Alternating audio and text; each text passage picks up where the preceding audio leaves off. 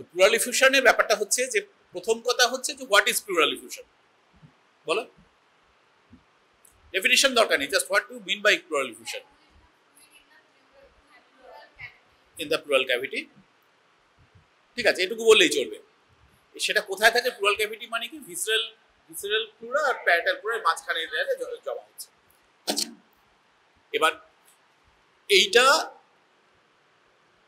Unilateral হতে পারে bilateral হতে পারে ঠিক আছে বাইল্যাটারাল হলে ইট will B bilateral pleural effusion or hydrothorax দুটোর মধ্যে একটু সূক্ষ্ম পার্থক্য আছে হাইড্রোথোরাক্স মানে water in the thorax water in the thoracic cavity not in the thoracic cavity actually it's in the pleural cavity ঠিক আছে দুটো দিকেই রয়েছে জল রয়েছে মানে সেরাস ফ্লুইড রয়েছে বাং জল তো থাকবে না সেরাস ফ্লুইড আছে এটার সাথে বাইল্যাটারাল প্লুরাল ইফিউশনের তফাৎটা কি এটা বলতে গেলে তার আগে প্লুরাল ইফিউশনের ইটিওলজিটাতে আসতে হয় what are the causes of common causes of pleural effusion common cause বলতে চারটে অ্যাসাইটিক ফ্লুইড আমরা যেটা বলেছি এখানে তার থেকে একটু আলাদা কমন কজ হচ্ছে প্লুরাল ইফিউশনের এক নম্বর হচ্ছে আমাদের দেশে pulmonary tuberculosis commonest cause world wide নয় ওয়ার্ল্ড ওয়াইড কমনেস্ট কজ হচ্ছে অ্যাকিউট লোবার নিউমোনিয়া আর ব্রঙ্কোনিউমোনিয়া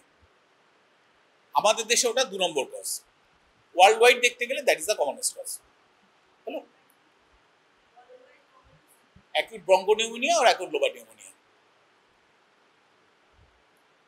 থার্ড কি bronchogenic carcinoma malignancy in the lung তার সাথে রিলেটেড তুমি ধরে নিতে পারো প্লুরাল মেসোথেলিওমা ওটাও একটা malignancy in the plural space হলো ফোর্থ হচ্ছে পালমোনারি ইনফেকশনও তার সাথে রিঅ্যাক্টিভ হিসেবে জল জমে প্লুরাল ক্যাভিটি এই চারটে হচ্ছে কমনেস্ট কজ এরপরে আর কি আরো দুটো কজ আছে যেগুলো অতটা কমন নয় কনস্ট্রিকটিভ পেরিকার্ডাইটিস আর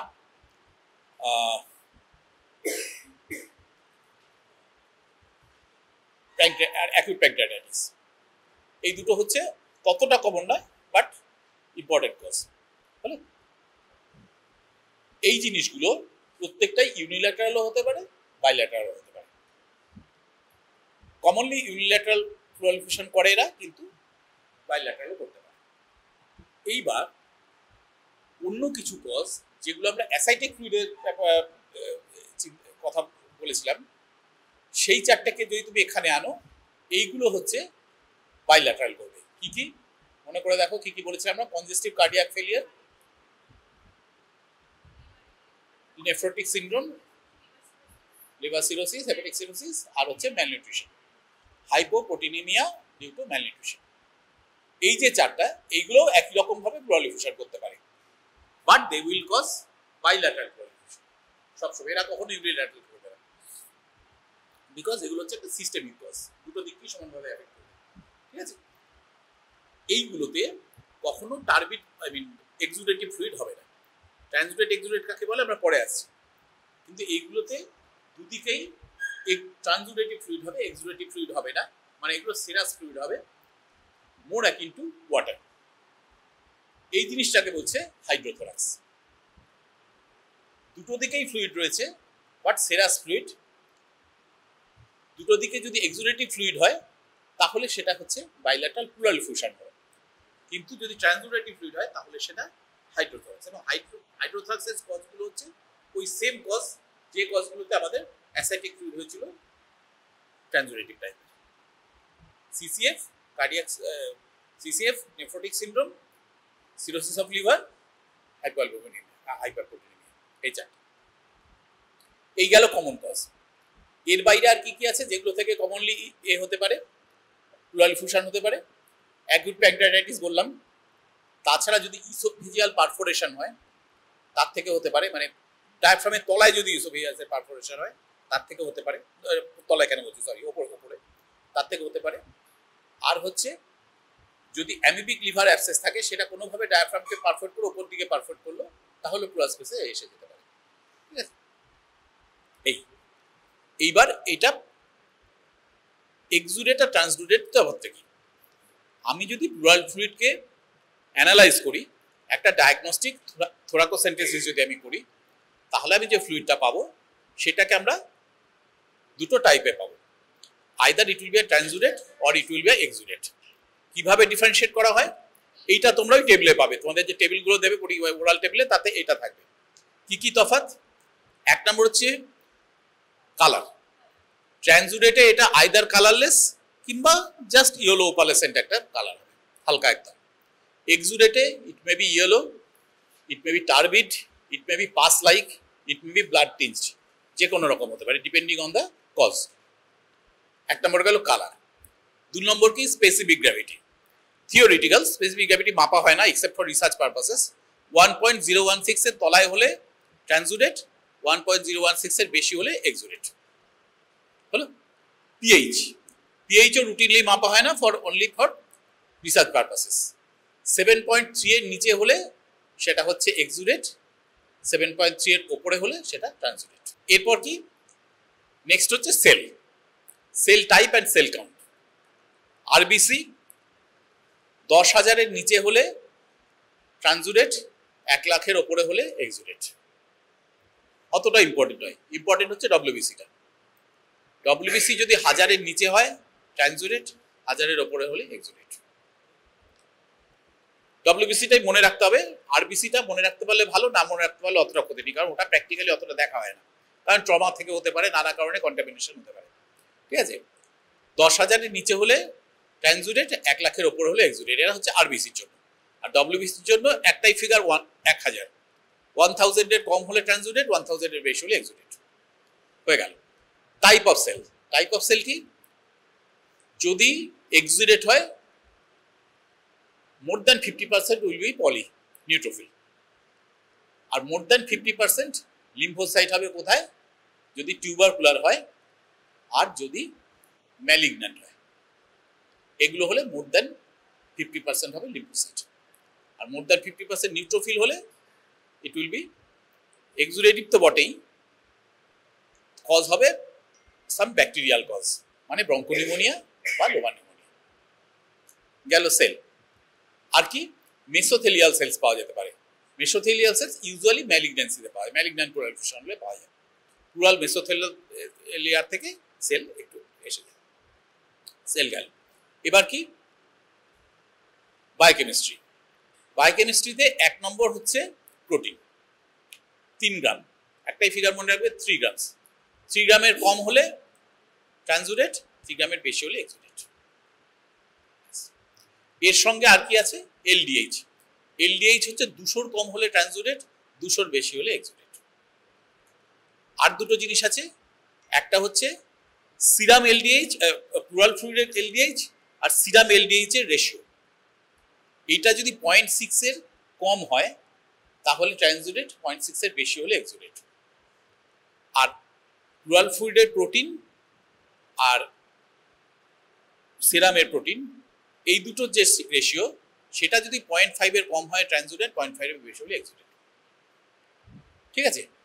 এই হচ্ছে মোটের উপর।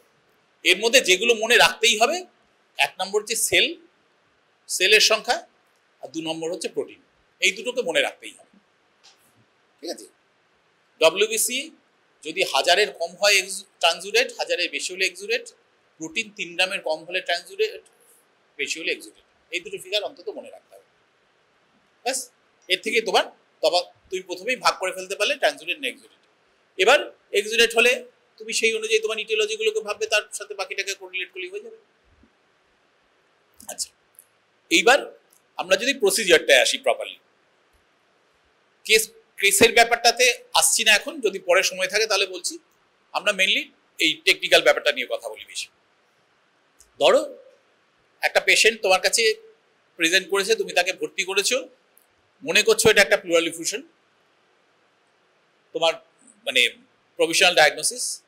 তুমি প্রিলিমিনারি কি কি ইনভেস্টিগেশন করবে? 1 নম্বর হচ্ছে ব্লাড টেস্ট তো করবেই, তুমি স্পুটাম টেস্ট করবে, তুমি একটা চেস্ট এক্সরে অবশ্যই করবে, একটা ইসিজি করবে। এগুলো রুটিনলি তোমাকে এই কেসে করতে হবে। আর কমপ্লিট ব্লাড কাউন্টে কি পাবে? তুমি হিমোগ্লোবিনটা দেখবে প্রথমে। বেশিরভাগগুলোতেই হিমোগ্লোবিন কমবে, টিউবারকুলোসিসেও হিমোগ্লোবিন কমবে, ম্যালিগন্যান্সিতে তো কমবেই। যদি রিউমাটয়েড আর্থ্রাইটিসের জন্য প্লুরাল এফিউশন হয় তাতেও হিমোগ্লোবিন কমবে। যদি মালনিউট্রিশনের জন্য, হাইপোপ্রোটিনিমিয়ার জন্য হয়, তাহলেও হিমোগ্লোবিন কম থাকবে, সবগুলোতে কম থাকবে। কিন্তু অ্যাকিউট ব্রঙ্কোনিউমোনিয়া বা লোবার নিউমোনিয়াতে হিমোগ্লোবিন নর্মাল থাকতেই পারে। কাউন্ট দেখলে টোটাল ডব্লিউবিসি কাউন্ট, যদি কোনো ইনফেক্টিভ কজ হয় there will be neutrophilic leucocytosis, tubercular হলে লিম্ফোসাইটোসিস হবে। ইএসআর টিউবারকুলোসিস হলে অনেক বেশি থাকবে, কানেকটিভ টিস্যু ডিসঅর্ডার হলে অনেক বেশি থাকবে, এগুলো থাকবে, কিন্তু মোস্টলি নন স্পেসিফিক, এগুলো দেখে তুমি ডায়াগনোসিস করতে পারবে না। এবার আমি কি করব, ইসিজি একটা করে তুমি দেখে নিলে কোথাও কিছু কার্ডিয়াক অ্যাবনর্মালিটি রয়েছে কিনা। যদি কনজেস্টিভ কার্ডিয়াক ফেলিয়ার থেকে হয়ে থাকে তাহলে তুমি হয়তো ইসিজিতে একটা কিছু পেলেও পেতে পারো। হয়ে গেল। এইবার চেস্ট এক্সরে। চেস্ট এক্সরেতে আমরা কি পাবো প্লুরাল এফিউশনে? এক নম্বর হচ্ছে mediastinum will be shifted to the opposite side with exceptions. তুমি যখনই এক্সামিনারকে বলবে mediastinum will be shifted, trachea will be shifted to the other side, সঙ্গে সঙ্গে উনি বলবেন is there any exception? Pleural effusion আছে অথচ trachea is in the midline। কখন হতে পারে? হতে পারে যদি আন্ডারলাইন একটা লাং কোলাপস থাকে। ধরো রাইট সাইডে প্যাসিভ প্লুরাল এফিউশন আছে, তাতে লোয়ার লোবটা কোলাপস করে গেছে, কোলাপস কনসলিডেশন।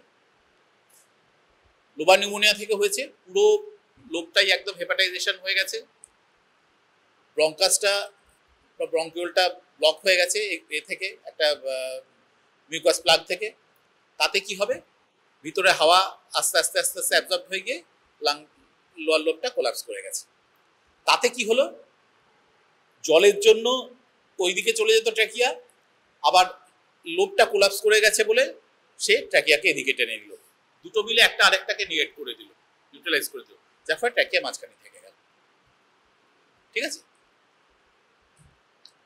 আর একটা কিসে হতে পারে, যদি এনসিস্টেড প্লুরাল এফিউশন হয়, প্লুরাল স্পেসের মধ্যে পুরোটাতে জল নেই, একটা জায়গাতে একটা সার্কামস্ক্রাইবড একটা বাউন্ডারির মতো একটা বড় সিস্টের মতো হয়ে জলটা জমে আছে, কিছু কিছু ক্ষেত্রে হতে পারে। সেক্ষেত্রেও ওই শিপ ব্যাপারটা হয় না, যেহেতু জিনিসটা লোকালাইজড, সেহেতু ওরকম ভাবে ঠেলা দিতে পারবে না, তাতে অতটা ট্র্যাকিয়াল শিফট হবে না। যদি বড় হয় তাহলে হতে পারে, কিন্তু মোটামুটি ছোট বা মাঝারি সাইজের একটা এক্সিস্টেড প্লুরাল এফিউশন যদি হয়, তাতে ওই মিডিয়াস্টিনাম শিফটটা নাও হতে পারে। আচ্ছা, এই গেল ট্র্যাকিয়াল শিফট। আর কি পাবো, আমি একটা হোমোজেনিয়াস ওপাসিটি পাবো সেদিকে, depending on the severity of the pleural effusion. Severe আমি কখন বলবো, যদি সেকেন্ড স্পেস অব্দি, সেকেন্ড স্পেসের নিচে আর কিছু না দেখা যায়। ঠিক আছে, আমি ওপর থেকে দেখছি সেকেন্ড স্পেস অব্দি হাওয়া দেখা যাচ্ছে, তার নিচটা পুরো সাদা, এটা হচ্ছে ম্যাসিভ প্লুরাল এফিউশন। ম্যাসিভ প্লুরাল এফিউশন কখন আমি বলবো, কোয়ান্টিফিকেশন করলে কি হবে, যদি 500 ml এর কম ফ্লুইড হয় তাহলে মাইল্ড বলা হয়, 500 থেকে 1500 যদি হয় তাহলে মডারেট, যদি 1500 এর বেশি হয় তাহলে দ্যাট ইজ ম্যাসিভ প্লুরাল এফিউশন। 500, 1500, 1500 এর বেশি। এই গেল ওপাসিটি। আর কি হবে, যদি খুব ছোট্ট একটু প্লুরাল এফিউশন থাকে, একদম মাইল্ড, জাস্ট শুরু হয়েছে, সেটাতে তুমি কি পাবে, অত ওপাসিটি তো পাবে না, শুধু সেই সাইডের কস্টোডায়াফ্রামেটিক অ্যাঙ্গেলটা ব্লান্টেড হয়ে যাবে। যে অ্যাকিউট অ্যাঙ্গেল এরকম ভাবে থাকার কথা, কস্টোডায়াফ্রামেটিক অ্যাঙ্গেলটা, সেই অ্যাকিউট অ্যাঙ্গেলটা তুমি পাবে না, জাস্ট একটু যেন গোল হয়ে গেছে বা একটু জায়গাটা একটু সাদা সাদা লাগছে, অ্যাকিউটনেসটা নেই। তার মানে একটা প্লুরাল এফিউশন জাস্ট শুরু হয়েছে, অল্প একটু জল ওখানে জমেছে। মিনিমাম 200 ml জল না হলে এটাও হবে না, 200 ml এর কম জল হলে সেটা রেডিওলজিক্যালি দেখা যায় না। তুমি কস্টোডায়াফ্রামেটিক অ্যাঙ্গেলকে ব্লান্ট হতে দেখছো মানে ওটা mild pleural effusion and the fluid is at least 200 ml there. ঠিক আছে, এটা পাবো। তার মানে আমি কি কি পেলাম, ট্র্যাকিয়াল শিফট পেলাম। যদি রাইট সাইডের হয় তাহলে আমি ওদিকে এপিক্যাল ইম্পালসটাকেও সরে যেতে দেখতে পারি।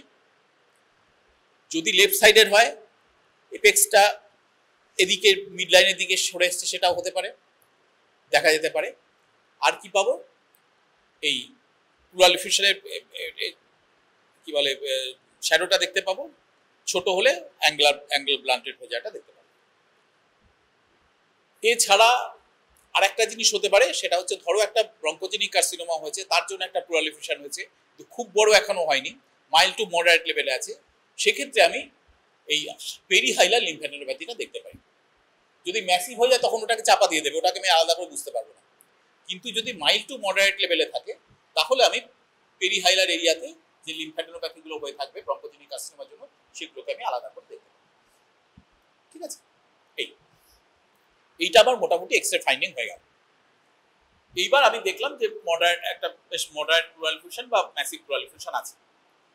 নেক্সট স্টেপ আমার কি হবে, আমি ওটাকে ট্যাপ করে জল বার করবো, টেস্ট করবো, যাকে বলা হয় থোরাকোসেন্টেসিস। থোরাকোসেন্টেসিস দু রকম হতে পারে অ্যাবডোমিনোসেন্টেসিসের মতোই, either it is diagnostic thoracocentesis or it is therapeutic thoracocentesis, বা দুটোই একসাথে। প্রথমবার আমি যখন করছি তখন ইট ইজ কম্বাইন্ড। কতটা জল আমি বার করব, মিনিমাম 500 ml, অন্তত 500 ml টেস্ট না করলে আমার লাভ নেই। সেটা কি জন্য, অ্যাসেটিক ফ্লুইডের ক্ষেত্রে যা বলেছিলাম মনে রাখো, সে একইভাবে যদি আমাকে ম্যালিগন্যান্ট সেল দেখতে হয় তাহলে আমার সিম্পল একটা স্মিয়ার করে হবে না, আমাকে ওটাকে আলট্রা সেন্ট্রিফিউজ করে যে প্রেসিপিটেট টাইম পাবো সেইটা দিয়ে স্মিয়ার করতে হবে, তার থেকে আমি ম্যালিগন্যান্ট সেল ডিটেক্ট করতে পারবো। সেইটা করার জন্য আমার মিনিমাম 500 ml ফ্লুইড চাই, তার জন্য আমাকে 500 ml ফ্লুইড বার করতে হবে। এবার 500 করেই আমি ছেড়ে দেবো, 500 আমি নিয়ে নিলাম আমার ডায়াগনস্টিক এর জন্য। এবার তারপর তো আমি বার করতে থাকবো ফর থেরাপিউটিক থোরাকোসেন্টেসিস। কিসের জন্য, পেশেন্টকে রিলিফ দেওয়ার জন্য। কি রিলিফ, কখন আমি থেরাপিউটিক থোরাকোসেন্টেসিস করার কথা ভাববো, 1 নম্বর যদি পেশেন্টের রেসপিরেটরি ডিস্ট্রেস হয়, একটা ম্যাসিভ প্লুরাল এফিউশন, পেশেন্টের রেসপিরেটরি ডিস্ট্রেস হোক চাই না হোক আমাকে জল বার করতে হবে, না হলে আরো বাড়লে তখন পেশেন্টের বিপদ হয়ে যেতে পারে। আর কি, যদি র্যাপিড অ্যাকুমুলেশন হয়, কিসে হতে পারে, খুব ভিরুলেন্ট অর্গানিজম দিয়ে যদি ব্রঙ্কোনিউমোনিয়া হয় তার জন্য র্যাপিড অ্যাকুমুলেশন হতে পারে, অথবা ম্যালিগন্যান্সি থেকে হতে পারে। ম্যালিগন্যান্সিতে আরেকটা জিনিস হয়, সেটা হচ্ছে তুমি ড্রেন করে দিলে র্যাপিড রিঅ্যাকুমুলেশন হবে। 3 দিন বাদে তুমি এক্সরে করলে দেখলে যতটা বার করা হয়েছে অলমোস্ট আগের দিন থার্ড স্পেস অব্দি জল ছিল, আমি বার করে দিয়েছিলাম। নিয়ম হচ্ছে প্রত্যেকবার থেরাপি থোরাকোসেন্টেসিসের পর একটা রিপিট চেস্ট এক্সরে করে দেখা উচিত যে কতটা কমলো এবং কোনো সার্জিক্যাল এফআইসি বা করেছি কিনা দেখতে হয়। আমি দেখলাম যে 3 স্পেস অব্দি নেমে এসেছে, মানে ওই 2 স্পেসের জল আমি বার করে দিয়েছি। তুমি 3 দিন বাদ এক্সরে করলে দেখলে আবার থার্ড স্পেস অব্দি সাদা হয়ে গেছে, আবার সাদা হয়ে গেছে। So there is rapid reaccumulation. তো এই সমস্ত ক্ষেত্রে আমাকে থেরাপিউটিক থোরাকোসেন্টেসিস করতে হবে। এবার যদি আমরা প্রসিজিয়ারটা যাই, প্রসিজিয়ারটা কিরকম, হ্যাঁ ওই সিবিসি যখন আমরা প্রথমে করেছি, হিমোগ্রাম যখন করেছি, সেক্ষেত্রে কিন্তু অবশ্যই আমাকে প্লেটলেট কাউন্ট দেখতে হবে, ব্লিডিং টাইম, ক্লটিং টাইম দেখতে হবে, আইএনআর বা প্রথম মিন টাইম দেখতে হবে। কারণ আমি একটা ইনভেসিভ প্রসিজিয়ার করব, ওর ব্লিডিং ডায়াথিসিস থাকলে কিন্তু বিপদ হয়ে যাবে। ঠিক আছে, এবার যখন আমি করব কিভাবে করব, পেশেন্টকে বসাতে হবে, শুয়ে করা যাবে না। লাম্বার পাংচার আমরা শুয়েও করতে পারি, এখানে আমাকে বসিয়েই করতে হবে, শুয়ে করা যাবে না। পেশেন্ট বসবে বিছানার উপর বা টুলে পা ঝুলিয়ে, সামনে একটা টুল দিয়ে দেওয়া হবে, টুলটার উপর এরকম করে মাথা রেখে এরকম করে জড়িয়ে ধরে পেশেন্ট বসবে। খুব বেশি নয়, লাম্বার পাংচারে যেমন আমরা ধনুকের মতো পিঠটা বেঁকে দিতাম অতটা নয়, পেশেন্ট স্ট্রেটই বসবে, একটু প্রণ হয়ে। কি করব, ওটার মতোই কোন স্পেসে করবো সেটা আগে ঠিক করবো। সেটা কিভাবে করব, আমরা পারকাস করে দেখবো, নিচ থেকে পারকাস করে দেখবো যে কোন স্পেস অব্দি ডাল রয়েছে, কোন স্পেস থেকে ডিপব্যান্ডিং হচ্ছে। যে স্পেস অব্দি ডাল হয়েছে তার 2 স্পেস নিচে আমরা পুরোটাকে সামনে থেকে পিছনে পারকাস করে দেবো, যে কোন জায়গাটাতে আমার ম্যাক্সিমাম ডাল লাগছে আমি সেইখানটাতে পারকাস করব। ঠিক আছে, তার জন্য আমাকে কি করতে হবে, আমি প্রথমে স্পিরিট দিয়ে মুছলাম, প্রথমে নিজে গ্লাভস পরলাম, হাত সাবান দিয়ে ধুয়ে এলাম, সার্জিক্যাল গ্লাভস পরলাম। আমাকে ট্রের মধ্যে আমি স্পঞ্জ হোল্ডার দিয়ে তোমার গজ নিয়ে প্রথমে আমাকে অ্যাসিস্ট্যান্ট স্পিরিট ঢেলে দিল, সেটা দিয়ে আমি মুছলাম। যেরকম বলেছিলাম সেন্ট্রিফিউগালি যেতে হবে, মাঝখান থেকে ওই পয়েন্টটা থেকে আউটওয়ার্ড তুমি করলে যতটা জায়গা করলে করে নিলে, দরকার হলে সেকেন্ড টাইম করতে পারো। তারপরে next time you give Betadine. আগে স্পিরিট আয়োডিন স্পিরিট করা হতো, এখন স্পিরিট বিটাডিন দিয়ে হয়ে যাবে। স্পিরিট দিলাম, তারপর বিটাডিন দিলাম, দিয়ে জায়গাটাকে আমি স্টেরাইল করলাম। তার উপর আমাকে শীট দিয়ে দেওয়া হলো, একটা শীট পুরো ঢেকে দেওয়া হলো, শুধু মাঝখানটা রাউন্ড একটা জায়গা খালি রইল। এবার সেখানে আমি করব কি করব, সেম আগের মতো আমাকে লোকাল অ্যানেস্থেসিয়া দিতে হবে। লোকাল অ্যানেস্থেসিয়া আমি লিগনোকেন ইনজেকশন ওই জায়গাটাতে ইনফিলট্রেট করব আগেরটার মতোই, চামড়ার নিচে অনেকখানি দেব, কারণ চামড়ার নিচেই স্কিনের তলাতেই সেন্সিটিভিটিটা ম্যাক্সিমাম, পেন সেন্সেশনটা ম্যাক্সিমাম। ওখানে দিলাম 50%, যতটা আমি নিয়েছি ততটা 50%, বাকিটা এধার ওধার করে আমি খুঁচিয়ে খুঁচিয়ে একটু ঢুকালাম, খানিকটা দিলাম, আবার একটু ঢুকালাম, খানিকটা দিলাম, আবার এদিকে একটু ঘুরে খানিকটা দিলাম। প্রত্যেকবার পুশ করার আগে টেনে দেখে নিতাম আমি কোনো ভেনে গেছি কিনা। কোনো ভেনে যদি আমি গিয়ে থাকি তাহলে কিন্তু কখনোই পুশ করবো না। ভেনের মধ্যে যদি আমি লিগনোকেট পুশ করে দিই, কার্ডিয়াক অ্যারিথমিয়াস হয়ে যেতে পারে, পেশেন্ট মরে পর্যন্ত যেতে পারে। সবসময় এটা রিফ্লেক্স করে ফেলতে হবে, লিগনোকেন যখন যেখানে শরীরে যেখানে যে পারপাসেই দাও সবসময় পুশ করার আগে মেক ইট রিফ্লেক্স, যে একবার টেনে প্লাঞ্জারটা একবার টেনে দেখতে ব্লাড আসছে কিনা, নেই পুশ করলে আবার একটু একটু উইথড্র করে আবার এদিকে নিডলটা দিলে টেনে দেখলে ব্লাড আসছে না, তো না পুশ করলে। এইভাবে পুরো জায়গাটাকে ইনফিলট্রেট করে দিই বার করে নিয়ে নিয়ে ওয়েট ফর 10 মিনিটস, পুরো জায়গাটা নাম হয়ে যাবে। খুঁচিয়ে দেখে নিলে পেশেন্টের ব্যথার কোনো সেন্সেশন আছে কিনা, নেই। You proceed with the original thing. কি দিয়ে করবে, অনেক আগে প্লুরাল অ্যাসপিরেশন নিডল পাওয়া যেত, সেগুলো ইউজ হয় না এখন। সাধারণত ওই কি বলে ভেনাস ক্যানুলা দিয়ে করা হয়, যেগুলো দিয়ে চ্যানেল করি আমরা, সেগুলো দিয়ে করা হয় সাধারণত। কিভাবে করব, যে স্পেসে যে পয়েন্টে করব, ওপরে একটা রিব আছে, নিচে একটা রিব আছে, আমি নিচের রিবটার আপার বর্ডার দিয়ে ঢুকবো। কেন উপরের রিবটা লোয়ার বর্ডার দিয়ে কেন ঢুকবো না, ওইখানে ভাস্কুলার নার্ভ আর ভেসেলের বান্ডেলটা আছে। আমি যদি লোয়ার মার্জিন দিয়ে ঢুকা দেয় তাহলে আমি ওগুলোকে খুঁচিয়ে দিতে পারি। আপার স্পেস আছে, লোয়ার স্পেস আছে, আমি আপার স্পেসে লোয়ার মার্জিন দিয়ে ঢুকবো না, কারণ এইখানে আমার ভেন আর্টারি নার্ভ আছে।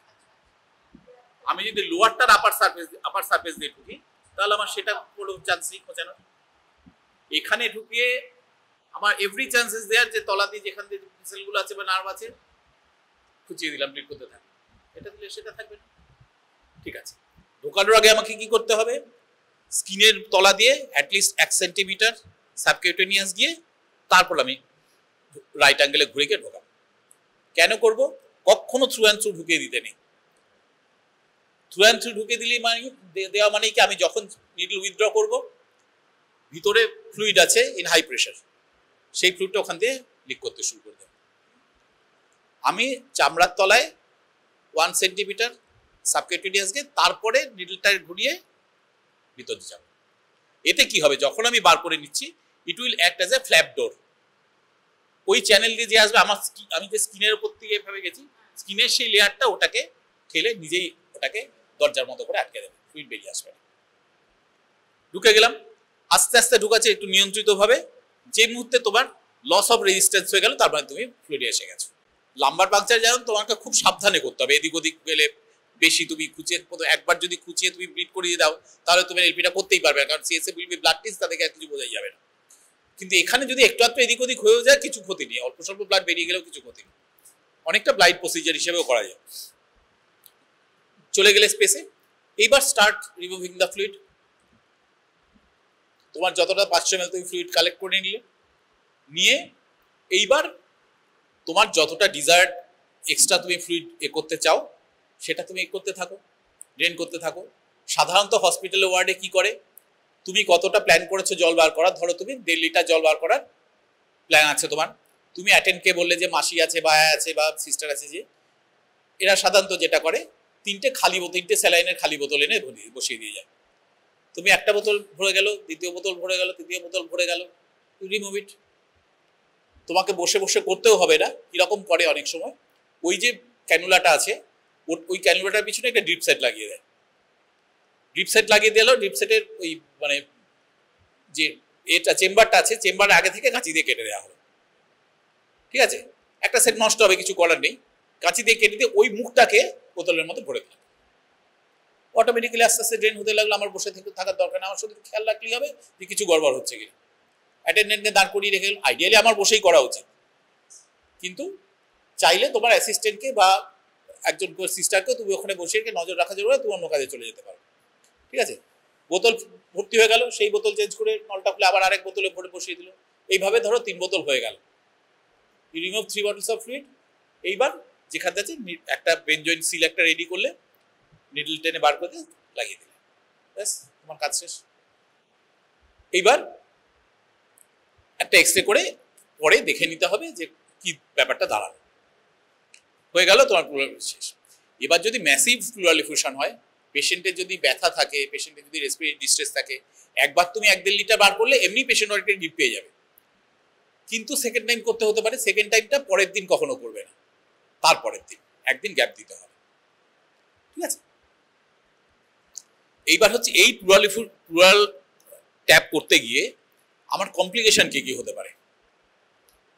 1 নম্বর কমপ্লিকেশন হচ্ছে ভিতরে ব্লিডিং হতে পারে, সেটা ব্লিডিং ডায়াথিসিস না থাকলে হওয়ার কথা নয়।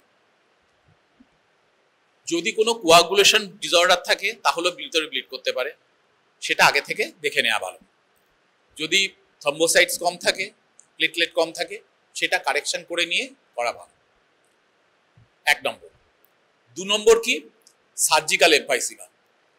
তুমি যদি খুব সাবধানে না করো তাহলে ওই নিডলের আশেপাশে ট্র্যাক দিয়ে ভিতরে হাওয়া ঢুকে যেতে পারে, বা নিডলটা ক্যানুলাটা ঢুকিয়েছো সেটটা লাগাতে দেরি করেছো বা এরকম কিছু হয়েছে, তাতে কি হবে, বা কোনোভাবে আরো কমনলি যেটা হয়, তুমি কোনোভাবে লাংটাকে ইনজিওর করেছো, নিডলটা গিয়ে লাংয়ের কোনো জায়গায় অ্যালভিওলারিতে খোঁচা মেরে দিয়েছে, সেখান দিয়ে হাওয়া আসছে, সেটা ওই ট্র্যাক দিয়ে দিয়ে হাওয়াটাই আসছে, এসে কোথায় যাবে হাওয়াটা, হাওয়াটা যে সাবকিউটেনিয়াস যে লেয়ারগুলো সেইখানে গিয়ে হাওয়াটা ট্র্যাক করতে থাকলো, এদিক ওদিক খানি গেল, কিছুটা গিয়ে হয়তো বন্ধ হয়ে গেল ব্যাপারটা, বা তুমি নিডলটার সঙ্গে সঙ্গে টেনে নিয়েছো, সেই জায়গাটা আস্তে আস্তে ভিতরে ক্লট করে গেছে, যতক্ষণ না ক্লট করেছে হাওয়া কিছুটা বেরিয়েছে, সেটা ওই ট্র্যাকে এসে চামড়ার তলায় তলায় ছড়িয়ে গেছে। এটাকে বলা হয় সার্জিক্যাল এমফাইসিমা। সার্জিক্যাল এমফাইসিমা বোঝা খুব সহজ, তুমি সেই জায়গায় চামড়ার উপর আলতো করে পে করলেই একটা কড়কড় করে চামড়ার তলায় একটা আঙুলের তলায় একটা সেন্সেশন হবে, এটা বুড়বুড়ি কাটার মতো চামড়ার তলায় যে করছে মনে হয় বুড়বুড়ি কাটার মতো একটা কি যেন লাগছে হাতের কাছে, ওই যে হাওয়াটা আছে সেই হাওয়াটা ওরকম বাবলিং হচ্ছে ওখানে, ঠিক আছে।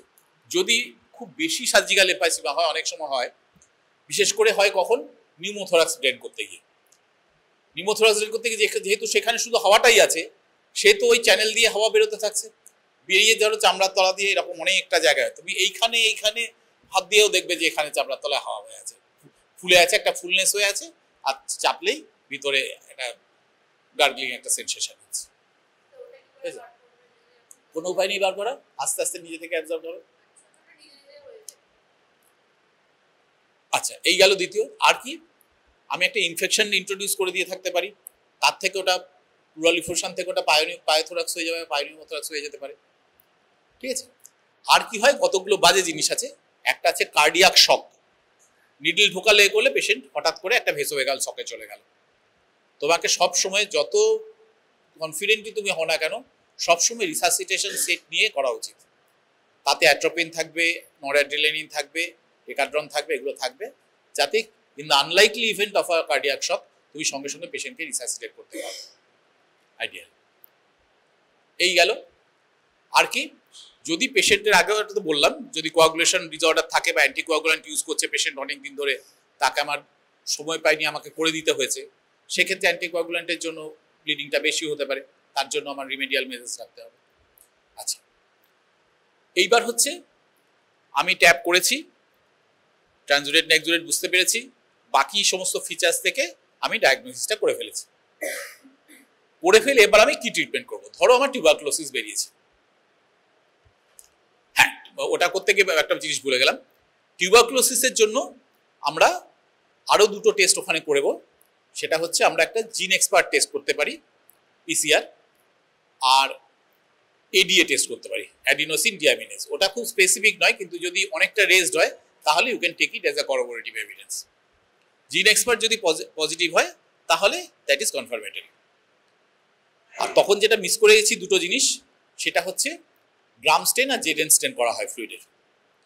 জেডেন স্টেন করে এফবি পাওয়ার চান্স খুব কম, 5% চান্স। প্লুরাল ফ্লুইড থেকে এ করে স্মিয়ার করে পাওয়ার এফবি পাওয়ার চান্স হচ্ছে 5%। ওটাকেই যদি আমি আলট্রাসেন্ট্রিফিউজ করে স্মিয়ার করি তাহলে পাওয়ার চান্সটা একটু বাড়বে, 10 to 50% চান্স থাকবে। কিন্তু যদি আমি একটা প্লুরাল বায়োপসি করি তাহলে 30 to 35% আমার চান্স আছে এফবি আইসোলেট করার। এফএনএসি কোথায় করবে? এফএনএসি হচ্ছে একটা বায়োপসি, এটাও বায়োপসি, প্লুরাল বায়োপসি। প্লুরাল বায়োপসির জন্য একটা স্পেশাল নিডল হয়, নিডলটার নামটা আমি ভুলে গেছি। ওই নিডল ঢুকিয়ে প্লুরাল স্পেস থেকে একটা জাস্ট টর্শন মুভমেন্ট করে বার করে নেওয়া হয়, একটা ছোট্ট টিপ অফ টিস্যু ওর মধ্যে চলে আসবে, সেইটাকে টেস্ট করা হয়। সেটা তুমি ম্যালিগনেন্সির জন্য করতে পারো, কিছু কিছু কানেকটিভ ডিসঅর্ডার, টিস্যু ডিসঅর্ডারের জন্য তুমি করতে পারো, তুমি টিউবারকুলোসিসের জন্য করতে পারো। আর কি দেখবো আমরা? আমরা ম্যালিগন্যান্ট সেলস দেখবো, ওই যেটা বলো আল্ট্রাসেন্টিফিউজ করে সেটাকে স্টেন করে দেখে আমরা ম্যালিগন্যান্ট সেলস আছে কিনা দেখতে পাবো। আচ্ছা, যদি ধরো টিউবারকুলোসিস আমি একটা পেয়েছি, তাকে আমি কি ট্রিটমেন্ট করব? আমরা অবশ্যই অ্যান্টিটিউবারকুলার ড্রাগ দেবো। সেটা 4 ড্রাগ দিয়ে আমরা শুরু করবো, RHEZ, রিভাম্পিসিন, আইসোনিয়াজাইড, ইথাবিউটল, পাইরাজিনামাইড। এটা দিয়ে আমরা শুরু করব 2 to 3 মান্থস ইনিশিয়াল ফেজ। তারপর স্টেপ ডাউন করে আমরা নতুন করে চেস্ট এক্সরে দেখবো, ব্লাড টেস্ট দেখবো। ইফ উই আর স্যাটিসফাইড যে একটা রিজনেবল রেমিশন হয়েছে, তাহলে উইল স্টেপ ডাউন, তখন শুধু রিভাম্পিসিন আর INH দিয়ে চলবে আরও 4 মাস, টোটাল 6 মাস। এবার যদি ড্রাগ রেজিস্ট্যান্ট হয়, তাহলে সেকেন্ড লাইন অফ ড্রাগস দিতে হবে, সেটা পরের কথা, সেটা নিয়ে আর এখন আলোচনা করার দরকার নেই। এর সাথে আমরা আর কি দেবো? একটা স্টেরয়েড দিতে হবে, steroid in the form of dexamethasone, প্রথম 6 থেকে 8 সপ্তাহ। এটা কেন দেবো আমরা? যাতে প্লুরাল স্পেসে কোনো অ্যাডহেশন তৈরি না হয়ে যায়। Except pulmonary tuberculosis, all tuberculosis treatment should include a steroid for the initial 6 weeks. না হলে ফাইব্রোসিস হয়ে যাওয়ার চান্স থাকে। ফাইব্রোসিস হতে পারে, তার জন্য নানা রকম অবস্ট্রাকটিভ ফিচার্স তৈরি হয়ে যেতে পারে। আচ্ছা, এই গেল টিউবারকুলোসিসের কথা। যদি নিউমোনিয়া মানে লোবাল কনসলিডেশন অথবা একটা ব্রঙ্কোনিউমোনিয়া হয়, সেম আমাকে স্পেসিফিক অ্যান্টিবায়োটিক দিতে হবে ওটার জন্য। আর তার সাথে বাকি সাপোর্টিভ মেজার্স যা যা, অক্সিজেন দিতে হতে, আমার ময়েস্ট অক্সিজেন দিতে হতে পারে, আমাকে ফ্লুইড দিতে হতে পারে, আমার ব্রঙ্কোডাইলেটার্স দিতে হতে পারে। তারপরে যদি অ্যাসোসিয়েটেড অন্য জেনারেলাইজড ইডিমা থাকে, ইফ ইটস আ হাইড্রোথোরাক্স, তাহলে বাকি জায়গার জন্য আমাকে ডায়াবেটিক দিতে হবে, অন্যান্য যা যা জিনিস আছে সেগুলো দিতে হবে। এই গেল। যদি এটা একটা ম্যালিগন্যান্সির জন্য হয়, ম্যালিগন্যান্সির জন্য আমি ফ্লুইডে ধরো ম্যালিগন্যান্ট সেল পেলাম, আমাকে আর কি করতে হবে? আমাকে ব্রঙ্কোস্কোপি করতে হবে। ব্রঙ্কোস্কোপি করতে হবে, যদি আমি পাই, মাস পাই, সেখান থেকে আমাকে বায়োপসি নিতে হবে আন্ডার রেডিওলজি গাইডেন্স, অথবা ব্রঙ্কো অ্যালভিওলার লাভাজও করতে হতে পারে। নর্মাল স্যালাইন দিয়ে ব্রঙ্কো অ্যালভিওলার ট্রিটাকে ফ্লাশ করে সেই জলটাকে টেনে বার করে নিয়ে সেখান থেকে টেস্ট করে আমরা ম্যালিগন্যান্ট সেল পেতে পারি। জল আমি অনেকটা বার করে দিয়েছি, সেই দিকটাকে অনেকটা ক্লিয়ার করে দিয়েছি, then I do a CECT, একটা contrast enhanced CT scan of thorax করলে আমি মাস আছে কিনা, থাকলে কোথায় আছে আমি দেখে নিতে পারলাম। যদি সেটা কোনো অ্যাক্সেসিবল জায়গা হয়, আমি একটা নিডল ঢুকিয়ে আন্ডার ডিরেক্ট গাইডেন্স আমি ওখান থেকে একটা বায়োপসি নিয়ে নিলাম, আমি এটা কনফার্ম করলাম। বায়োপসি করে আমি আর কি কনফার্ম করতে পারবো? যদি একটা ফাঙ্গাল ইনফেকশন হয়। অ্যাসপারজিলোসিস ইজ ভেরি কমন, ঠিক আছে? বেশি মানে লাঙে যে সমস্ত ফাইব্রোসিস ফাঙ্গাল ইনফেস্টেশন আমরা দেখি, তার মধ্যে ম্যাক্সিমাম অ্যাসপারজিলোমা বা অ্যাসপারজিলোসিস ম্যাক্সিমাম পাওয়া যায়। এছাড়া কি হতে পারে? হিস্টোপ্লাজমোসিস থাকতে পারে, কক্সিডিয়াইডোমাইকোসিস থাকতে পারে, এবং চারটি জিনিস থাকতে পারে। সেগুলো স্ট্রেট অ্যাওয়ে অ্যান্টিফাঙ্গাল দিতে হবে, প্রপার ডোজ, ঠিক আছে, ক্লিয়ার হয়ে যাবে। মুশকিল হচ্ছে এগুলো তো সাধারণত একটা ক্যাভিটি তৈরি করে তার মধ্যে থাকে, একটা ফাঙ্গাল বলের মতো হয়ে থাকে অনেক সময়। এবার ওষুধে ফাঙ্গাসগুলো এক্সটারমিনেটেড হয়ে গেল, মাছটা তো এই ক্যাভিটিটা তো থেকে গেল, সেটা কিছুটা কোলাপস করবে কিন্তু পুরোপুরি যাবে না। That forms a future home for a bronchiectasis. ওই জায়গাটা থেকে গেল, ছোট হলো হয়তো, কিন্তু খানিকটা ক্যাভিটি থেকে গেল, খানিকটা ফাইব্রোসিস এদিক ওদিক হয়ে টেনে গেল, কিন্তু একটা ইরেগুলার ফিলিং ডিফেক্ট ওখানে থেকেই গেল। ভবিষ্যৎ জীবনে বারবার ওখানটাকে ইনফেকশন হবে এবং ওখানে একটা ব্রঙ্কোএক্টাসিস হয়ে বারবার অ্যাফিল করার চান্স থাকে। পাস জমবে, ব্লিড করবে, প্রচন্ড কাশি হবে, হুড়ুর করে ব্লাড আসবে, এই জিনিসগুলো হতে থাকবে। ব্রঙ্কোএক্টাসিস কেস এখন ফরচুনেটলি অতটা বেশি দেখা যায় না। আমরা যখন স্টুডেন্ট ছিলাম তখনও দেখা যেত, কিন্তু সেগুলো বেশিরভাগ হতো টিউবারকুলোসিস থেকে। ইনঅ্যাডিকুয়েটলি ট্রিটেড টিউবারকুলোসিস বা ওষুধে ঠিক মতো রেসপন্ড করেনি, বিভিন্ন জায়গায় ক্যাভিটি হয়ে থেকে গেছে। হয়তো টিউবারকুলোসিস আর নেই, কিন্তু মানে গ্যাপগুলো ঠিক মতো ফিল আপ হয়নি, সেইগুলোতে পরবর্তীকালে বারবার ইনফেকশন হয়।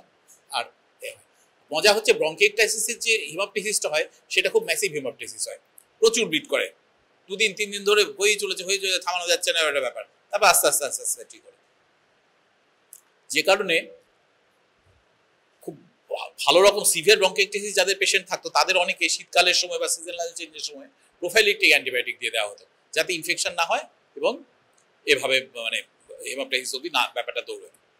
আচ্ছা, এই হলো আমার ব্রঙ্কোজেনিক কার্সিনোমার ডায়াগনোসিস। যদি হয়ে যায়, কনফার্ম হয়ে যায়, আমি রেডিওলজি বা রেডিওথেরাপি বা কেমোথেরাপি যেগুলো যা যা করার করবো। আজকাল ইমিউনোথেরাপি খুব ভালো কাজ করে, ইমিউনোথেরাপি করা যেতে পারে।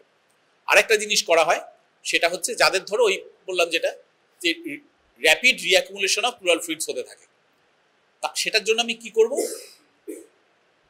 একটা প্লুরোডেসিস বলে একটা ব্যাপার আছে। প্লুরোডেসিস কি জিনিস না, জলটা কোথায় জমছে, ভিসেরাল লেয়ার, ভিসেরাল প্লুরা আর প্যারাইটাল প্লুরার মাঝখানে। আমি যদি এই স্পেসটাকেই না রাখি তাহলে জল কোথায় জমবে? এই দুটো স্পেসকে অ্যাপোজ করিয়ে ফিউজ করিয়ে দেওয়া, দিস প্রসেস ইজ কল্ড প্লুরোডেসিস। সেটা কিভাবে করা হয়, জলটাকে যতটা সম্ভব ড্রেন করে দেওয়া হতো, ড্রেন করে 3-4 রকমের মেটেরিয়াল আছে যেগুলোকে ওর মধ্যে ইনজেক্ট করে দেওয়া হতো বাইরে থেকে।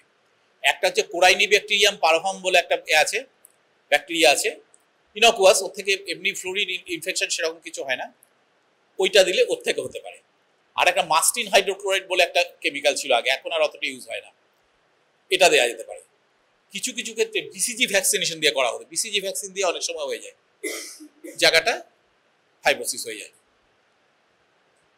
আর একটা আমার মনে পড়ছে না, এগুলো দিয়ে ওই প্লুরোডেসিস করা, তাতে কি হবে, দুটো ওয়াল, দুটো লেয়ার অফ প্লুরাল একটার সাথে একদম অ্যাপোজ হয়ে গেল, স্পেসটা রইল না, জল জমার কোনো চান্সও রইল না।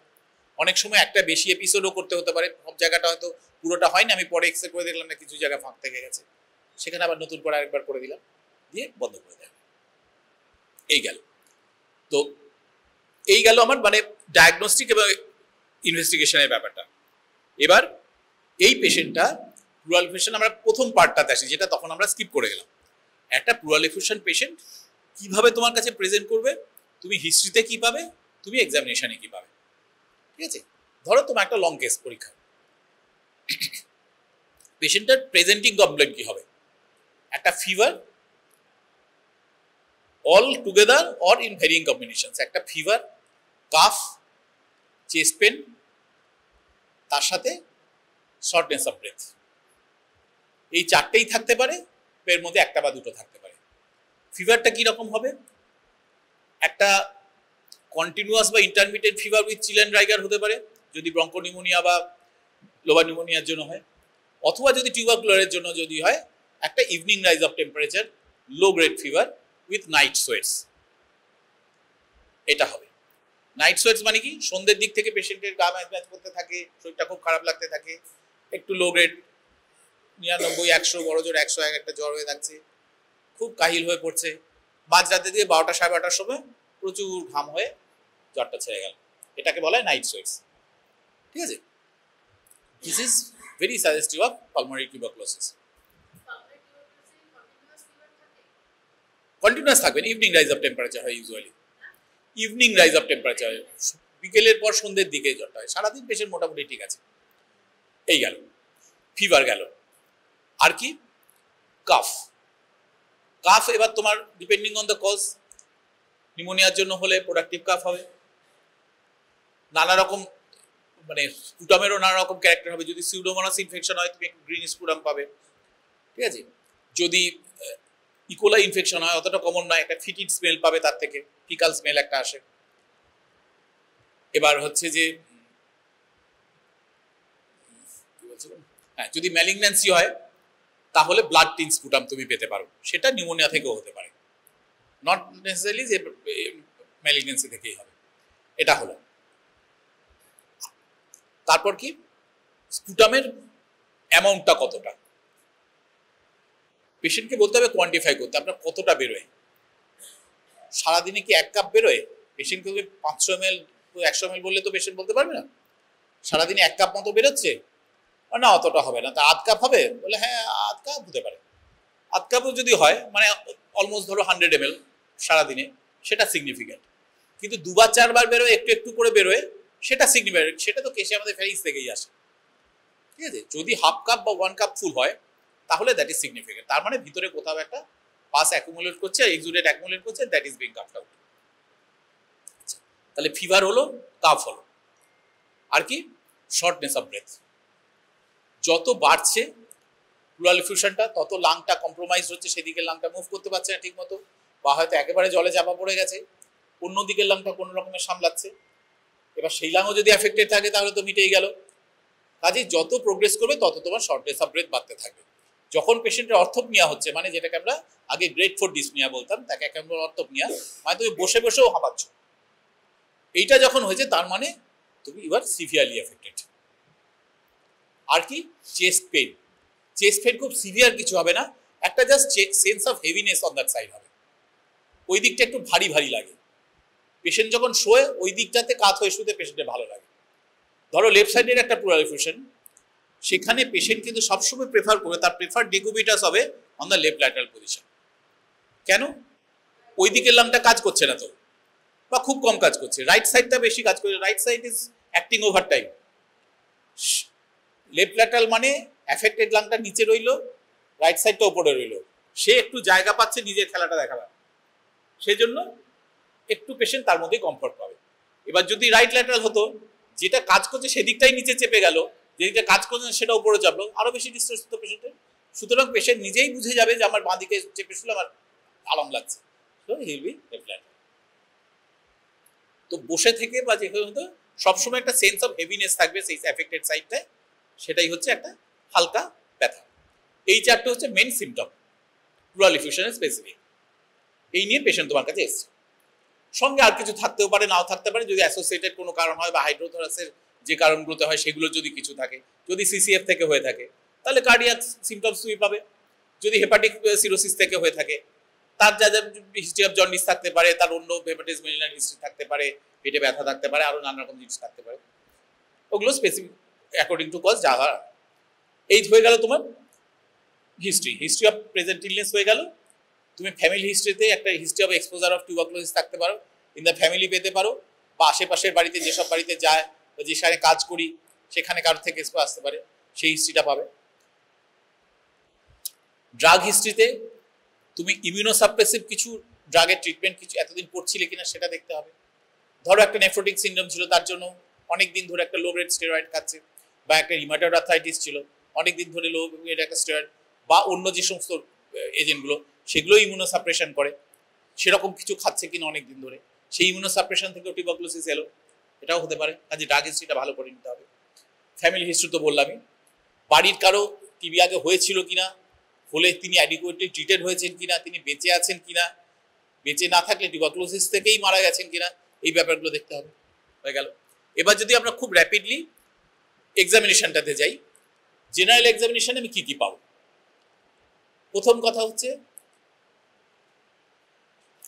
অ্যানিমিয়া নানা কারণে হতে পারে, জন্ডিস যদি হেপাটিক সিরোসিস থেকে হয় তার জন্য হতে পারে, সায়ানোসিস থাকতেই পারে, সায়ানোসিস ব্রঙ্কোজেনিক কার্সিনোমা হলে হবেই, পালমোনারি অ্যাবসেস হলে অবশ্যই হবে। তারপরে তোমার যদি মেসিভ প্লুরাল এফিউশন হয় তার জন্য সায়ানোসিস হতে পারে, নানা কারণে হতে পারে। আর কি ক্লাবিং ব্রঙ্কোজেনিক কার্সিনোমা হতে পারে, লাং অ্যাবসেস থেকে হতে পারে, ফাইব্রোজিং অ্যালভিওলাইটিস থাকলে তার জন্য হতে পারে, নানা কারণে হতে পারে। ইডিমা অনেক কারণে হতে পারে, যতগুলো কজ থেকে তোমার হাইড্রোথ্রাক্স হয় প্রত্যেকটাতেই তোমার ইডিমা হবে। রেস জেবিপি আছে কিনা দেখতে হবে যদি সিসিএফ থেকে হয়।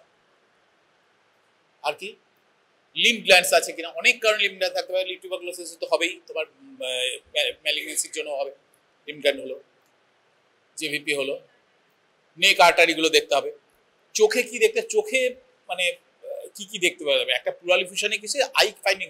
তুমি ধরো পরীক্ষা খুব ভালো বলেছো, এক্সামিনার খুব তোমারও ইমপ্রেস, তোমাকে একটা গোল্ড মেডেল দিতে চাইছে, তখন ভালো ভালো ইন্টারেস্টিং কোশ্চেন করতে শুরু করবে, বলবে তুমি প্লুরাল এফিউশন পেশেন্টের চোখে তুমি কি কি দেখবে, অ্যানিমিয়া তো দেখবে সেটা তো তুমি বলে দিতেই পারবে, জন্ডিস কার্ডিয়াক হেপাটিক সিরোসিসের জন্য হতে পারে তুমি বলতেই পারবে। আর কি তুমি টিউবারকুলোসিসের জন্য ফ্লিকটেনুলার কনজাংটিভাইটিস হতে পারে। তার কিছু কিছু যখন আই পড়বে তখন যায়। ফ্লিকটেনুলার কনজাংটিভাইটিস মানে চোখে থেকে ডায়াগনোজ করা যায়, সেটা হতে পারে। আর কি হতে পারে? এই গেল তোমার মোটামুটি জেনারেল এক্সামিনেশন। বাকি তো বিপি দেখলে, রেসপিরেটরি রেট দেখলে, হার্ট রেট দেখলে, সব দেখলে। এবার তুমি এক্সামিনেশনে চলে এসো। সিস্টেমের এক্সামিনেশনে যখন আসবে, ইন্সপেকশন, প্যালপেশন, পারকাশন, অসকালটেশন হয়ে গেল। ইন্সপেকশনে কি কি দেখি আমরা? Phlyctenular conjunctivitis, PHLYCTEN, phlyctenular, ULAR, phlyctenular, PHLY, CTEN, phlyctenular, ULAR, phlyctenular conjunctivitis.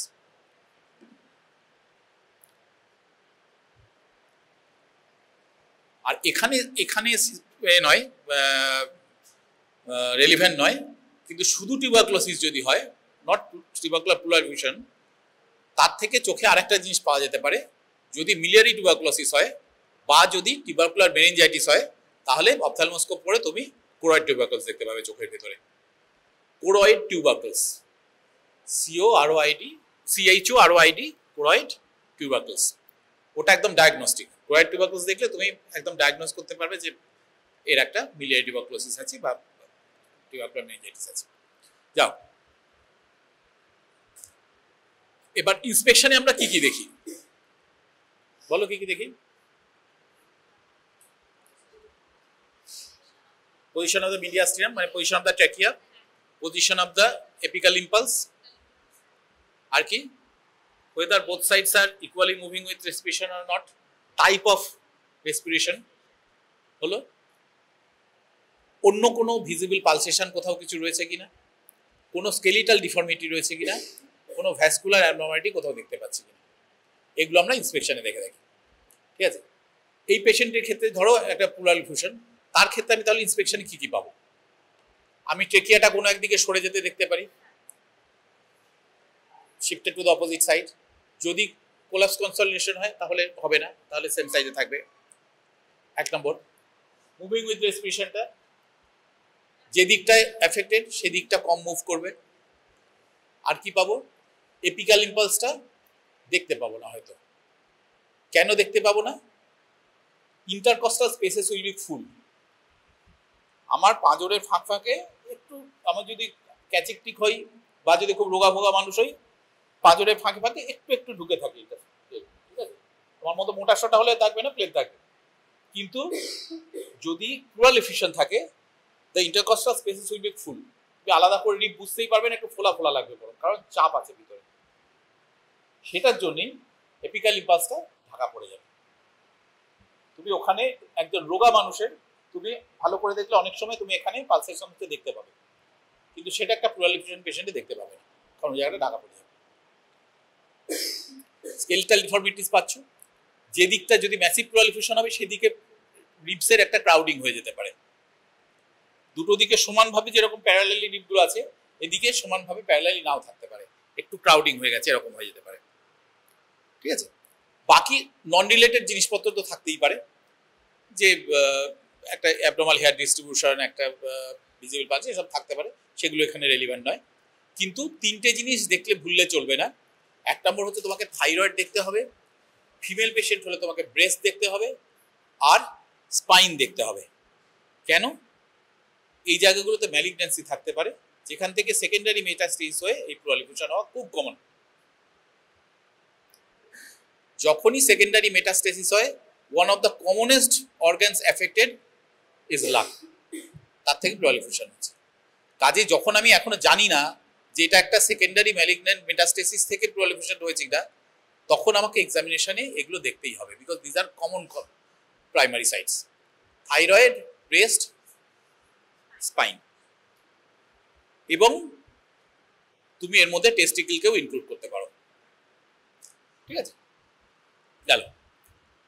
এবার কিসে আমি প্যালপেশনে এলাম। প্যালপেশনে আমি কি করব? করবোরেশন অফ দ্য ইন্সপিরেটরি ফাইন্ডিংস। রেসপিরেটরি মুভমেন্টসগুলো আমি দেখেছি, দুদিকে সমান হচ্ছে। এখানে আমি হাতে মেজার করে দেখবো যে ঠিক মুভ করছে কিনা দুদিকে। সামনেও দেখবো, উপর থেকে দেখবো, পিছন থেকে দেখবো, সব দিক থেকে দেখতে হবে, শুধু সামনে দেখে দিলে হবে না। আর কি দেখবো আমি? ট্রেকিয়াটা হাতে করে নিয়ে দেখবো ঠিক আছে কিনা, মিডলাইনে আছে কিনা।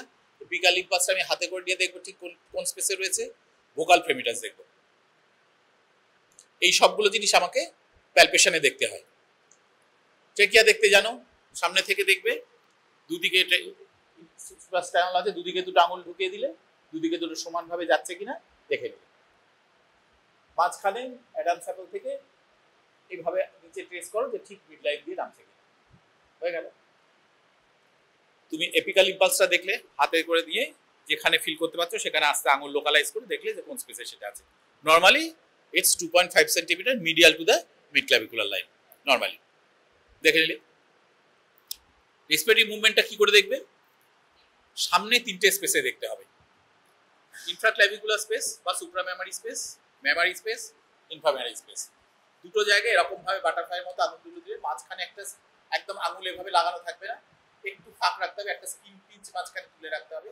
এরকম দিলে এই হাতকে এক্সপ্যান্ড করতে দিচ্ছ স্পেশাল হয়ে দেখবে দুটো দিক সমানভাবে যাচ্ছে কিনা। তলাতেও তাই। উপরে গিয়ে কি হবে? এখানে গিয়ে দুদিকে ওপর থেকে হাতটা দিয়ে রাখতে হবে। হাতের পজিশনটা বইয়ে দেখে নিয়ে ছবিতে দেওয়া আছে, দিয়ে দুটো দিক সমানভাবে উঠছে কিনা। যেদিকটা এফেক্টেড সেদিকে লাং কম মুভ করছে, সেদিকটা কম, সেদিকে হাত কম। পিছনে কিভাবে দেখবে? পিছনেও তুমি সুপ্রাস্ক্যাপুলার এরিয়াতে ওটা দেখবে, ইন্টারস্ক্যাপুলার এরিয়াতে দেখবে যে সমানভাবে এলিভেট হচ্ছে কিনা, ইনফ্রাস্ক্যাপুলার এরিয়াতে একদম সামনে যেভাবে দেখেছিল ওরকম ভাবে। হয়ে গেল দেখা তোমার। ভোকাল ফ্রেমিটাস দেখবে কিভাবে? পেশেন্টকে একটা ওয়ার্ড ওই রিপিট করতে বলবে, সব জায়গায় সমানভাবে ভাইব্রেশনটা পাচ্ছ কিনা। এফেক্টেড সাইডে ভোকাল ফ্রেমিটাস কমে যাবে, মিটে গেল। পারকাশন, পারকাশনে ওই একইভাবে ওপরে স্পেস, মাঝে স্পেস, তলার স্পেস, অ্যাক্সিলাতে anterior axillary area, posterior axillary area, মাঝখানে ইনফ্রাঅ্যাক্সিলারি এরিয়া, এই তিন জায়গায় দেখতে হবে আলাদা আলাদা করে। পিছনে হতে পিছনে ওপরটা দেখলাম, ইন্টারস্ক্যাপুলার এরিয়া দেখলাম, তলাটা দেখলাম, সব জায়গায় পারকাস করা হবে। পারকাস করার সময় আঙুলটা সবসময় ইন্টারকস্টাল স্পেসের প্যারালালি থাকবে সবসময়। তুমি দেখে নেবে বিশেষ করে সামনে আপার বর্ডার অফ লিভার ডালনেসটা কোন স্পেসে আছে সেটা তোমাকে দেখতে হবে, তাতে তুমি বুঝতে পারবে লিভার নেমে গেছে কিনা। লিভার নেমে গিয়ে থাকলে যদি অ্যাফেক্টেড সাইট হয় সেখানে লিভার নেমে যাবে। আর যদি লিভারের তলাতেই কিছু থাকে, একটা ইনফ্রা সাবফ্রেনিক একটা অ্যাবসেস হয়ে আছে, তাহলে ওই সাইজটা উপরে উঠে আসবে। নর্মালি ফোর্থ ইন্টারকস্টাল স্পেসে upper border of liver dullness থাকার কথা। সেটা যদি আমার এক্সপ্রেস ওপরে উঠে থাকে, আমাকে বুঝতে হবে যে লিভারের উপর ওইখানে কিছু গড়বড় আছে, তার জন্য ওটাকে ঠেলে তুলে দিয়েছে। সেটা ক্যামিবিক লিভার অ্যাবসেস হতে পারে, একটা বড় সড়ো পাইজনিক লিভার অ্যাবসেস হতে পারে, লিভারের উপরে ডায়াফ্রামের তলায় মানে সাবফ্রেনিক স্পেসে একটা বড় অ্যাবসেস হয়ে আছে, বা কিছু জল জমেছে, কিছু একটা হয়েছে, এমন কিছু কিছু হতে পারে, একটা কোনো মাস থাকতে পারে, সবগুলো থেকে ঠেলে তুলতে পারে। কাজে আমাকে আপার বর্ডার অফ লিভার ডালনেসটা দেখতে হবে। আরেকটা জিনিস দেখতে হবে, যদি তুমি একটা প্লুরালিফেশন পাও সেক্ষেত্রে কিন্তু এটা অবশ্যই দেখতে হবে, অ্যাটলিস্ট এক্সামিনারকে মুখে বলতে হবে হ্যাঁ স্যার আমি দেখেছি। সাধারণত খুব মন্দভাগ্য না হলে এক্সামিনার বলবে না তুমি আমাকে দেখাও, সেটা কি জিনিস? শিফটিং ডালনেস আছে কিনা। পেটে যেমন আমরা অ্যাসাইটিসের সময় শিফটিং ডালনেস দেখি, এখানেও দেখতে হবে। শিফটিং ডালনেস প্লুরালিফেশনের ক্ষেত্রে কখন হয়? যদি হাইড্রোনিউমোথোরাক্স হয়। হাইড্রোনিউমোথোরাক্স মানে কি? এতক্ষণ আমরা যেগুলো ভাবছিলাম সেগুলো শুধু প্লুরালিফেশন, শুধু জল আছে স্পেসে, তার উপরে কিছু নেই, পুরা দুটো লেগে আছে।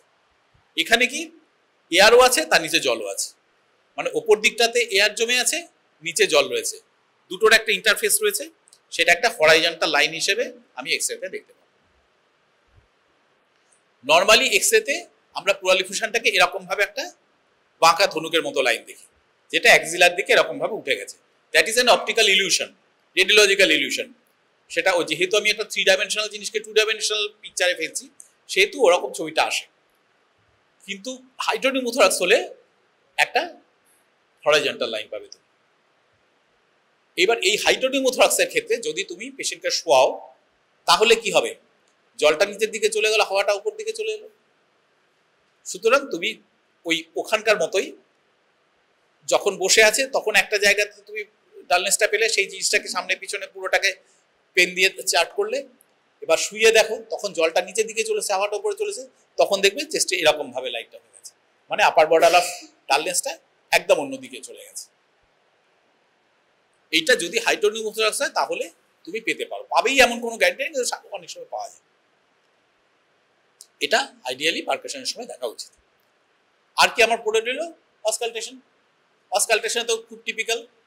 অসকালটেশনে তুমি রেসপিরেটরি সাউন্ড সব জায়গায় সমান আছে কিনা দেখবো, একইভাবে বিভিন্ন জোন কম্পেয়ার করলে। এর সাথে ভোকাল রেজোনেন্সটা অবশ্যই দেখতে হবে। তুমি পেশেন্টকে 3-3 বলতে লাগলে আর প্রত্যেকটা জায়গায় দেখালে কম্পেয়ার করে এদিক এদিক এদিক এদিক এদিকে করলে, তারপর এখানটা দেখলে এখানটা হ্যাপাজার হইতে এরকম করবে না, পরীক্ষা অ্যাটলিস্ট করবে না, বড় হয়ে যা করো করো, একদম এখানে দিক এখানে এখানে করলে দুদিকটা তুমি কম্পেয়ার করছো।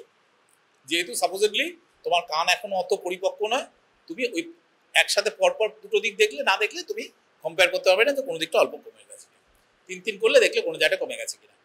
আর দুটো জিনিস কি দেখতে হয়, 3টে টার্ম আছে, ব্রঙ্কোফোনি, ইগোফোনি আর হুইসপারিং পিক্টোরিলোকুই।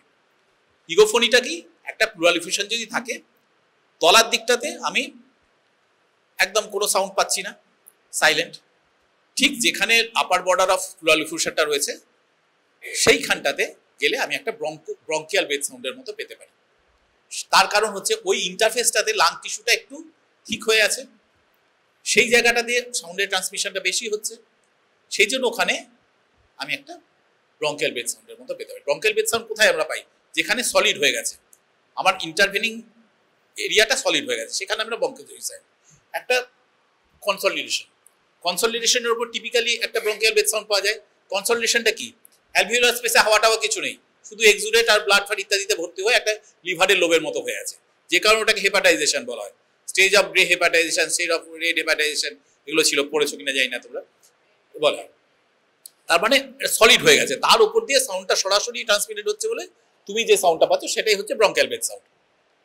ঠিক তেমনি একটা প্লুরাল এফিউশনের ঠিক উপরে যেখানে লাং টিস্যু আর জলটা কোলাইড করছে, সেই জায়গায় লাং টিস্যুটা একটু চেপে গেছে, যেমন একটু সলিড সলিড হয়ে আছে, সেই জন্য ঠিক ওই জায়গাটাতে তুমি যদি স্টেদো বসাতে পারো, তাহলে তোমার একটা ব্রঙ্কিয়াল ব্রেথ সাউন্ড হওয়ার চান্স আছে। হুইসপারিং পেক্টোরিলোকুইটা কি, পেশেন্ট একটা ফিস ফিস করে একটা কথা বলবে, তুমি অ্যাফেক্টেড জায়গাটাতে বসালে কথাটা পরিষ্কার শুনতে পারে, যেটা নর্মালি শোনার কথা নয়। আমি ফিস ফিস করে আমার নাম বলছি, তুমি এখানে স্টেদোটা বসে আছো, কিছুই শুনতে পাবে না। কিন্তু যদি থাকে প্লুরাল এফিউশন থাকে, ম্যাসিভ প্লুরাল এফিউশন, তাহলে ওই জল দিয়ে এই সাউন্ড ওয়েভটা, ওই হালকা সাউন্ড ওয়েভটাও ট্রান্সমিটেড হবে, যার ফলে তুমি স্টেদো বসে পরিষ্কার শুনতে পাবে যে আমি ফিস ফিস করে এই কথাটা বলছি। That is called whispering pectoriloquy. ঠিক আছে, এই তোমার টোটাল এক্সামিনেশন হয়ে গেল। এর থেকে তুমি পেয়ে গেলে, ধরো একটা টিউবারকুলোসিস পেশেন্ট, পালমোনারি টিউবারকুলোসিস, সেই পেশেন্টকে তোমার এক্সামিনেশনে তোমার কি কি পাওয়ার কথা, ট্রেকিয়াটা শিফটেড হয়ে গেছে যেদিকে জল তার উল্টো দিকে, রিবের ক্রাউডিং হয়ে আছে, ওই দিকটাতে movement of the chest is reduced or restricted, সেটা তুমি পেলে। আর কি নেক্সট তোমার প্যালপেশনেও একই ব্যাপার, ট্রেকিয়া শিফটেড হয়ে গেছে, এপিক্যাল ইম্পালস তুমি পাচ্ছ না যদি লেফট সাইডে হয়, আর এপিক্যাল ইম্পালসটা একটু এদিকে সরেও গিয়ে থাকতে পারে যদি প্যালপেট করতে পারো। আর কি হবে, ওই ইগোফোনিটা পেতে পারো ইন্টারস্পেসে যদি পাও। ভোকাল রেজোনেন্স উইল বি, ওটা তো অসকালটেশনে গেল। এই অবধি পারকাশনে এফিউশনের ওই জায়গাটা স্টোনি ডাল হবে, একদম পুরো মনে হবে পাথরের উপর ঠুকছি, ওপর দিকটা টিম্পারেটিক পাবে, হয়ে গেল। অসকালটেশনে গিয়ে সেম থিং, যেখানটায় হয়ে আছে কনসলিডেশন হয়ে আছে, সেখানে তুমি ব্রঙ্কিয়াল ব্রেথ সাউন্ড পাবে। টিউবারকুলোসিসের ক্ষেত্রে সেটা নাই পেতে পারো, কারণ ওখানে সাধারণত সলিডিফিকেশন অফ ফ্লো হয় না। কিন্তু প্লুরাল এফিউশনটা যে জায়গাটা, সেই জায়গাটা sound will breath sound will be totally absent. এই নিয়ে মোটামুটি তোমার কাছে এক্সামিনেশনটা হবে। এবার তুমি ট্যাপ করো, টেস্ট করো, চেস্ট এক্সে ট্যাপ, তার সাথে যদি তুমি স্পুটামে কিছু পেয়ে যাও, সব মিটে গেল, স্টার্ট দ্য ট্রিটমেন্ট। ব্যাস এই। এর বাইরে মোটামুটি প্লুরাল এফিউশন থেকে বিশেষ কিছু জিজ্ঞেস করার নেই, যে আলোচনা করলাম। মেন যেটা ব্যাপার হচ্ছে যে কেস নাও, কেস দেখো, কেসটাতে মানে খুব তাড়াতাড়ি হিস্ট্রি নেই এবং এক্সাম লেখা, এই জিনিসটা প্র্যাকটিস করো। তোমাদের দাদারা 5th ইয়ারে যারা পরীক্ষা দেবে এবার, ওদের লাস্ট যে পরীক্ষাটা হয়েছিল সেটাতে লং কেস নিতে গিয়ে দেখা গেল ওরা একদম লিখতে পারছে না, লিখতে পারছে না মানে প্রথম দিকে অনেক ইরিলেভেন্ট জিনিস প্রচুর ডিটেলে লিখে গেছে, তারপরে এক্সামিনেশন জায়গায় এসে 2-3 কথা লিখে লিখে ছেড়ে দিয়ে চলে গেছে। সেটা করলে তো হবে না, তুমি যত লিখবে তত তোমার নিজেরই ওরিয়েন্টেশন আসবে কোনটা কতটা লিখবো আর কোন জায়গাটাকে তাড়াতাড়ি করবো। তোমার 45 মিনিট টাইম, তার মধ্যে তোমাকে হিস্ট্রি নিতে হবে, এক্সামিনেশন করতে হবে, লিখতে হবে।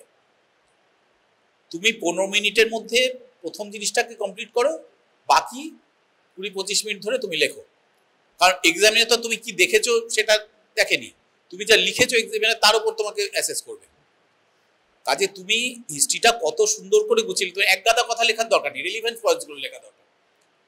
তুমি জ্বরের কথা ফিভার লিখেছো, ফিভারটা টাইপ কি ইন্টারমিটেন্ট, উইদাউট চিল অ্যান্ড রাইগার, কখন আসে কখন যায়, ব্যাস এইটুকু কথা অন্তত তোমাকে লিখতে হবে, এর বেশি কিছু না লিখলেও চলবে। যখন একটা শর্টনেস অফ ব্রেথের কথা তুমি বলছো, সেটা কোন সময় আসে, কি করলে হয়, কিছু করলে রিলিভড হয় কিনা, ব্যাস এইটুকু বললেই যথেষ্ট। কাফ হলে প্রোডাক্টিভ না নন প্রোডাক্টিভ, এক্সপেক্টেশনটা কতটা, অ্যামাউন্ট কীরকম, কতটা, তার কালার কীরকম, weather it is blood test or not, এইটুকু বললেই তোমার যথেষ্ট। এইগুলো বারবার না লিখলে ওরিয়েন্টেশনটা তৈরি হবে না। বারবার কেস দেখো, বারবার লেখো, আর এক্সামিনেশনটা যত দেখবে ততই হবে। দেখো কেসে কি আছে এটা তো অনেক সময় জানাই যায়, তুমি হয়তো কোনোভাবে জেনেও যাবে যে এই কেসটাই আছে, তোমাকে তো দেখাতে হবে। এক্সামিনার বললো যে তুমি আমাকে পারকাস করে দেখাও, এবার তুমি পারকাস করতে গিয়ে এদিক ওদিক হাত ছুটছে, এক্সামিনার বুঝলো যে জীবনে কোনোদিন পারকাস করেইনি, করতে জানেই না, তোমার হাত ভেঙে যাচ্ছে, তোমার আঙুল বেঁকে যাচ্ছে। এটা তুমি যত প্র্যাকটিস করবে তত জিনিসটা তোমার সরগর হবে।